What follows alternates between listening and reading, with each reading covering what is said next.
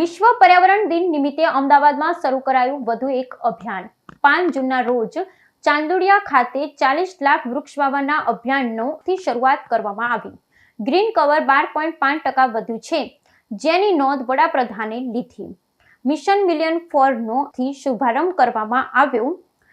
વૃક્ષો વાવવા કોર્પોરેશનનો સંપર્ક કરતા લોકોને છોડ ફ્રીમાં આપવામાં આવશે। 5મી જૂન વિશ્વ પર્યાવરણ દિવસ તરીકે ઉજવવામાં આવે છે।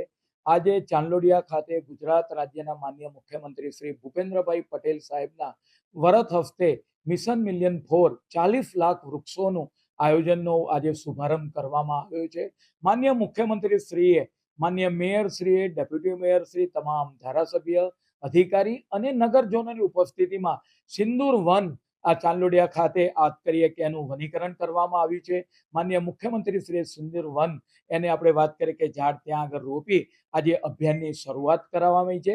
કોર્પોરેશન દ્વારા અલગ અલગ ઝોનની અંદર અલગ અલગ પ્લોટોની અંદર 40 લાખ વૃક્ષો વાવવાનું આયોજન કરવામાં આવ્યું છે।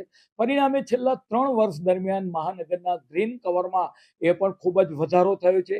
દેશના માનનીય વડાપ્રધાન આદરણીય નરેન્દ્રભાઈ મોદી સાહેબે પણ મન કી બાતની અંદર અમદાવાદ મહાનગરપાલિકાનું ગ્રીન કવર 12.5% કરતાં પણ વધ્યું છે અને આવનાર સમયગાળા દરમિયાન અમારો પ્રયત્ન છે।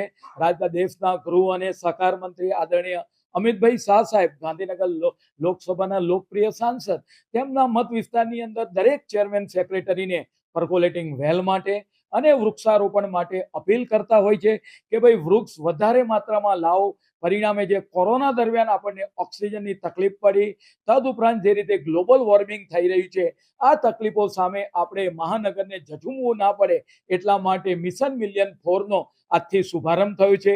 જે પણ નગરજનોને વૃક્ષ જોઈતા હશે, વાવવા હશે, તો મહાનગરપાલિકાની ડેપ્યુટ કરેલી ટીમ એની એપ ઉપર એ પોતે પોતાનું એડ્રેસ, સોસાયટીનું નામ મોકલશે તો મહાનગરપાલિકાની ટીમ ઘરે ઘરે જઈ, સોસાયટીએ જઈ ત્યાં વૃક્ષનું આપણે વાત કરીએ કે વાવશે અને એ રીતે આપણે સૌ સાથે જોડાઈએ અને મહાનગરપાલિકાના ગ્રીન કવરમાં વધારો કરીએ।